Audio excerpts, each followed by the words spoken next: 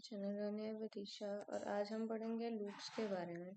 तो हमने सबसे पहले एक लिस्ट बना ली है फ्रूट्स नाम की, जिसमें हमने सारे फ्रूट्स के नाम लिखे हैं और हमने अब फॉर लूप को लगाने की कोशिश की है, जिसमें कि हमने लिखा है कि फॉर फ्रूट इन फ्रूट्स हमको प्रिंट करने हैं सारे फ्रूट के नाम।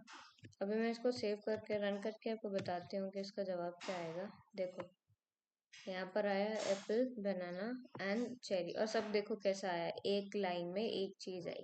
ठीक है, सो ऐसे एक बेसिक फॉर लूप काम करता है एक लिस्ट के लिए। ठीक है, ऐसे ही आप टपल के लिए भी बना के देख सकते हो, डिक्शनरी के लिए भी बना के देख सकते हो एंड या और अभी आगे बढ़ते हैं इसमें।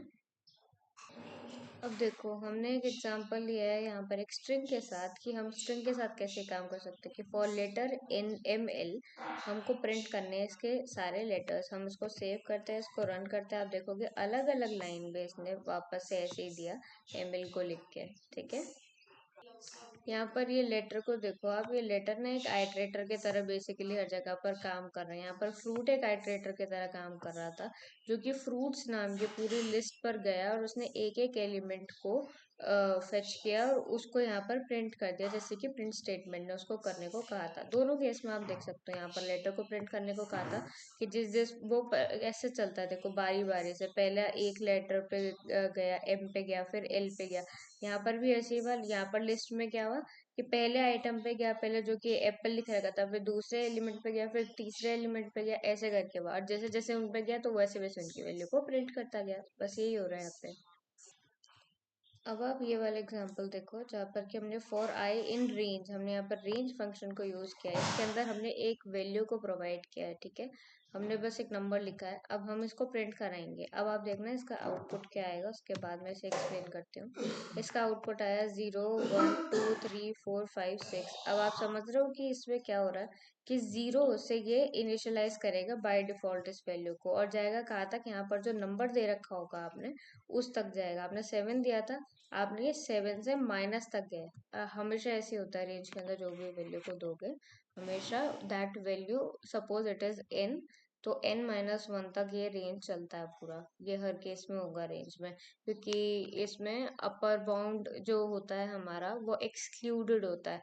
और जब आप यहाँ पर इनिशियल वैल्यू को नहीं दे रहे हो, बस एक नंबर लिख के दे रहे हो ना, तो वो आपकी एंड होने वाली वैल्यू कंसिडर की जाती है बाय डिफॉल्ट, और आप उस वैल्यू से -1 तक ही जाते हो। आई होप आपको ये बात क्लियर हो गई होगी।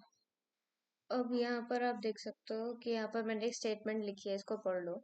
कि first example of while loop है ये, एक्चुअली सॉरी मैं लूप लिखना अगर भूल गई। तो first example of while loop हम यहाँ पे पढ़ेंगे, जो कि सिमिलर है to or for loop and it is also like different from it, like in which way. कि पहला पॉइंट है कि इसमें ना वेरिएबल हमको इनिशियलाइज करना पड़ता है, किसमें, वाइल लूप में। वहीं फॉर लूप पे हमने कोई वेरिएबल इनिशियलाइज नहीं किया, हमने जब उसका स्ट्रक्चर खुद बनाया ही, जैसे कि ये फॉर आई इन ये, तो इसमें हमारा आई ही एक आइटरेटर बन गया और वो खुद ही बाय डिफॉल्ट चल ले रहा है। ठीक है, हमको उसको इंक्रीज करने की भी जरूरत नहीं पड़ रही है। ये सेकेंड पॉइंट बोल रहा है कि explicit need of increment is required for while loop unlike for loop, क्योंकि फॉर लूप को तो हमने यहाँ पर कोई +1 कर करके आगे नहीं बढ़ा है। ये ऑटोमेटिक इसके अंदर इसको लिखा ऐसा गया है पाइथन में कि ये खुद ही इंक्रीज कर देता है उसकी वैल्यू को, हमको कुछ करना नहीं पड़ता। ठीक है, अभी देखो यहाँ पर हमने एक वेरिएबल लिया है j=0। अब यहाँ पर वाइल लूप ऐसे बनाते हैं कि हम एक ब्रैकेट के अंदर लिखेंगे क्या, कि j=7। जैसे मैंने कोई भी वैल्यू लिख दिया, यहाँ पे आप कोई भी नंबर लिख सकते हो। तो j=7 जब तक, तब तक आप प्रिंट करो j को और इंक्रीज करो उसको 1 से। अभी j की वैल्यू 0 है, 0 प्रिंट होगा, फिर वो इंक्रीज होगा, वो 1 हो जाएगा, फिर यहाँ पे देखेगा क्या 1 7 से छोटा है, कहेगा हाँ, तो अंदर आ जाएगा। फिर अगर 1 छोटा होता तो, और फिर प्रिंट करेगा 1 को, उसके बाद 1 को वापस इंक्रीज करके 2 कर देगा, फिर 2 को चेक करना जाएगा कि क्या 2 7 से छोटा है, हाँ है। फिर ऐसे करते करते ये पूरा चलेगा, कब तक चलेगा, जब तक ये 7 ना हो जाए वैल्यू इंक्रीज होके, क्योंकि जैसे ही 7 पे चेक करेगा कि 7 नहीं, तो सीधे उसी टाइम पर लूप टूट जाएगा, तो हमारा 7 प्रिंट नहीं होगा, हमारा क्या कहाँ तक प्रिंट होगा, 6 तक प्रिंट होगा। अब इसको सेव करते हैं, इसको रन करते हैं। अब आप देखो यहाँ पर क्या हुआ, पूरा 0 से 6 तक गया। ठीक है, आई होप आपको ये बात समझ में आ गई होगी। अब देखो, मैं आपको दूसरे एग्जांपल में एक इनफाइनाइट वाइल लूप लगा के बताना चाहती हूँ, जो कि मैं एक बूलियन के थ्रू आपको बताऊंगी कि आपने क्या किया। आपने लिखा कि वाइल ट्रू, तो आपने प्रिंट कर दिया यहाँ पर कुछ भी, मैंने ऐसे लेटर्स को प्रिंट करा दिया है रेंडमली। तो आप उसको प्रिंट कराने की कोशिश करो जब तक ये ट्रू है। अब देखना आप क्या होगा। इसको सेव कर लेंगे, इसको रन कर लेंगे। अब देखो, ये इतना चल रहा है, इतना चल रहा है, मैं स्क्रॉल कर रही हूँ ऊपर, यहाँ पर नीचे जा रही हूँ। अब देखो नीचे ही नहीं मिल रहा, उसको एंड ही नहीं मिल रहा। इससे भी स्क्रॉल कर लूंगी, वो बढ़े जाएगा बढ़े जाएगा। एक्चुअली इससे क्या है कि ये इनफाइनाइटली चलता रहेगा, इस मशीन गर्म हो जाएगी और कुछ नहीं होगा। अभी मैं इसको इंटरप्ट करने की कोशिश करती हूँ कंट्रोल सी से। देखो मैंने कंट्रोल सी दबाया तो ये इंटरप्ट हो गया बीच में। और ऐसे आप टर्मिनल से बाहर आते हो। जैसे कभी भी वाइल लूप अगर ऐसे चल जाए आपका इनफाइनाइटली ना, तो आप ऐसे कंट्रोल प्लस सी को दबा रहे होते हो तो आपका टर्मिनल इंटरप्ट होता है, और वो जो इनफाइनाइट लूप था आपका वो जरा रुक जाता है और आपकी मशीन गर्म होने से भी बच जाती है। अभी देखो, अच्छा ऊपर पे ना हमने ट्रू लिखा था। ट्रू को एक्चुअली बाय डिफॉल्ट ना हम वन मानते हैं, और वन पे वो क्या है चलता रहेगा उसकी वैल्यू, क्योंकि एक तो इंक्रीज हुई नहीं ना। इस चक्कर में वो क्या पूरा चलता रहा चलता रहा। बाकी के एक्सपेरिमेंट्स आप खुद भी कर सकते हो कोड में, और खुद भी कई सारी नई चीजें सीख सकते हो। आप उनको कमेंट में भी जाके लिख सकते हो, मुझे भी और ज्यादा जानने को मिलेगा और अच्छा लगेगा, वो बहुत इंटरेक्टिव होगा बल्कि।